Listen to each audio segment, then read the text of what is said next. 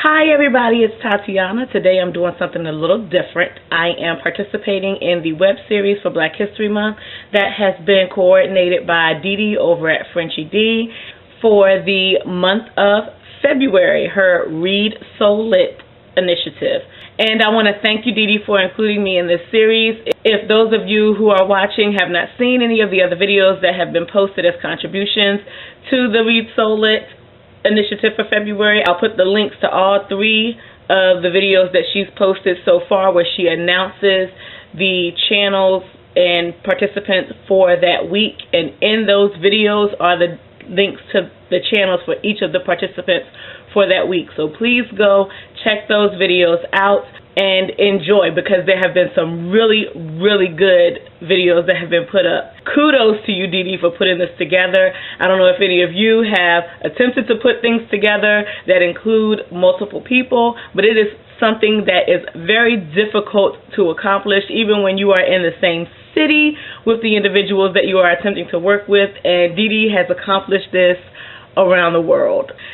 Today I am going to do a little author spotlight on one of my most favorite authors, and that is the wonderful Octavia Butler. I am going to say before getting into the spiel of this that I do have a difficult time referring to her in the past tense, even though she died in 2006. Sometimes I say is, sometimes I say was. She is no longer with us, but I forget from time to time. So there's going to be a little mixing up as this video progresses. My bad. Octavia Butler was a science fiction author and a very accomplished science fiction author. She is the winner of numerous literary awards, of which are 2 Nebula Awards, one for novella and one for novel, and 2 Hugo Awards, one for novella and one for short story. She has a total of 13 books under her name, 12 of which she penned before she passed. The 13th is a compilation of her short stories that was released last year in 2014.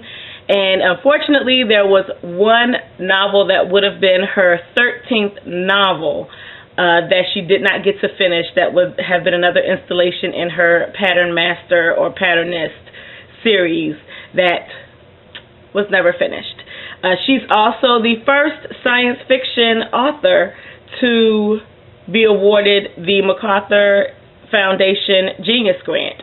So she's well known in the literary community. She has an enormous amount of respect, or she ought to if she doesn't, but she does have an enormous amount of respect from those in the literary community. What I particularly love about Octavia Butler is the way that she portrays Black women in her novels. I have learned in some of my research of Miss Butler over the years that she is considered to be a feminist author. From what I have read of her, I can understand why. The women that she writes, the women that she wrote, she places them in situations of power where they are put forth as women who are physically, mentally, and emotionally strong. Not necessarily butch when I say physically strong, but just they have an aura of power about themselves that resonates with those that they are with. She places them in positions of power and leadership where they are the person that is looked to by the other people in the group for guidance and for leadership. And she does these in situations where there have, if written by some other authors in some other novels with similar circumstances, the women would have been portrayed as weak followers, the damsel in distress, and that is just not the case. She completely turned the idea of the female sex on its rear end, which I particularly enjoyed reading. There are a lot of other people who enjoy reading that as well. It is empowering. It is thought-provoking.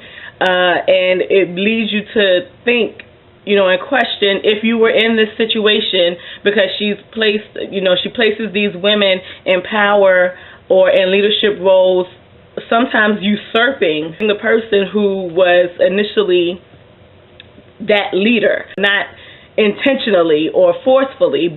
So, you know, it makes you think, if you were in that group and you saw the change in the position of power shift, how would you handle that? If you were a female in the group, if you were a male in that group, how would you handle that? What would your response to that be? How would you adjust to that? Would you adjust to that? Would you leave? Would you stay? Would you uprise? Would you attempt to get the rest of the group to cast that person out?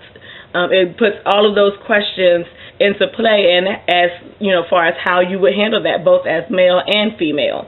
One of the other things that I love about her that came as knowledge after the fact is that she was an author who was so wonderfully ahead of her time. Case in point, the first novel that I read by her was Kindred.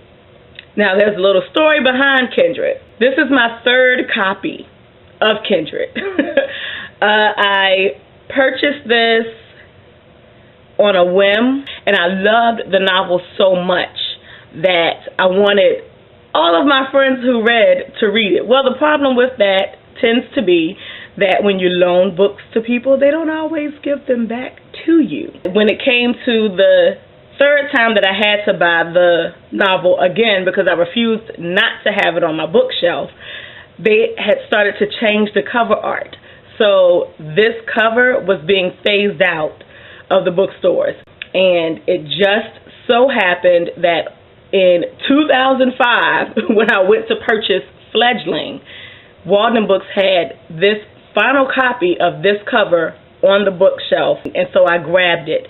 And I have not loaned it out since. I have told people it's a great book. If you want to read it, go buy it or rent it from the library, because you're not getting my copy. Having said that, there was nothing in reading the novel that made it seem like it was a novel that was not of the time that I was reading it in, because I was so absorbed in Dana's story and her journey and everything that she had to go through. There was nothing there that would have made me think this novel was not written in this time. So imagine my surprise when I go to check the copyright date and discover that it was written in 1979. So I said, okay, wow, this is, you know, for me, it was a perfect example of how timeless the written word can be. However, it's not just the case with Kindred. I have read 4 other novels to date, and I'm purposely spacing out the novels because once you hit 13, there's nothing else. But it is the exact same case with the other 4 novels that I have completed, and they were all written 20 years or more before the point when I actually read them. Her Xenogenesis series was written in the late 80s, and I believe her Earthseed series was written in the 80s or early 90s. And the things that take place in the novel, especially Parable of the Sower, the things that take place in that novel that have led up to where society is at that point are so probable, it's scary. What I had to do was continuously check the year that she had forecasted it for, because it would be like one year I think it's 2021 or something like that, but it's so close to where we are, and the things that are happening are so probable. They are not far-fetched for where we are today. It's a little unnerving, but that is the genius that rested in the mind of Octavia Butler. And it's so amazing to pick up a novel by an author who was writing out of their time and have what they wrote be so close to the time that they were writing about. Another good thing about Octavia Butler is her books are not long. They are very good reads, but they are not over 300 pages, I don't think. Hold on. Kindred is 264 pages. This is a bind-up of her Xenogenesis series of Dawn, Adulthood Rights, and Imago, and this is just over 746 pages for 3 novels. Parable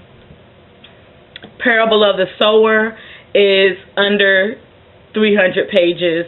Fledgling, that I'm reading right now, is under 300 pages. So they're not long novels. They can be a little heavy when reading them. And as I stated, the first book that I purchased by Octavia Butler was Kindred. And what hooked me into the novel was, number one, the cover.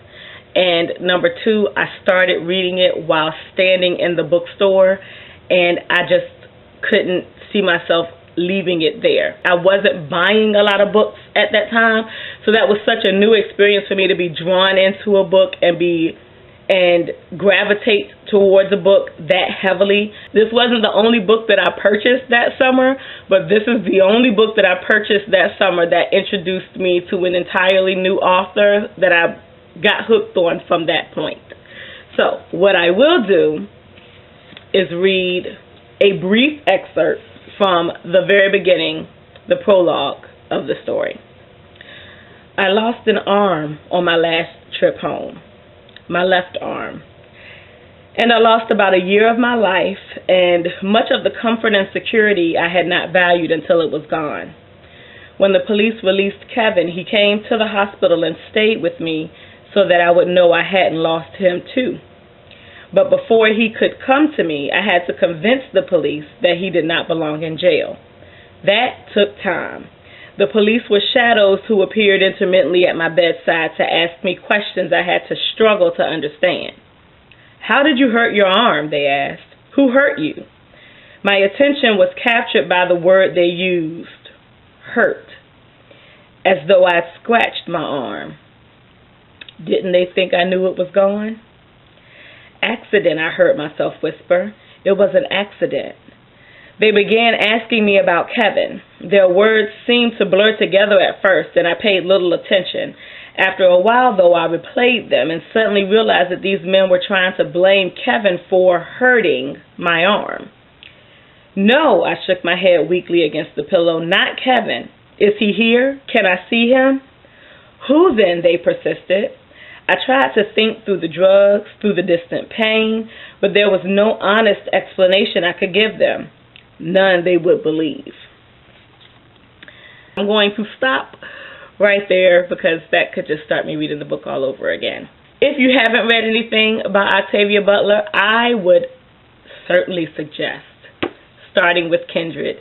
This is a novel that she does not consider to be sci-fi because, from her words, she does not use science to explain the elements of time travel in the story. It's just a very good read. I think she says she considers this to be more fantasy than sci-fi. Whatever. It's awesome. And Dana is an awesome and an awesomely powerful character. If you have read Octavia Butler, share what you've read below. Once again, if you have not seen any of the videos that have been posted for the Black History Month web series that Dee Dee has put together, please check out the links in the description box below. And that's all that I'm going to say because I could ramble about Octavia Butler forever. So I'm going to go. You all have a good day and read so lit.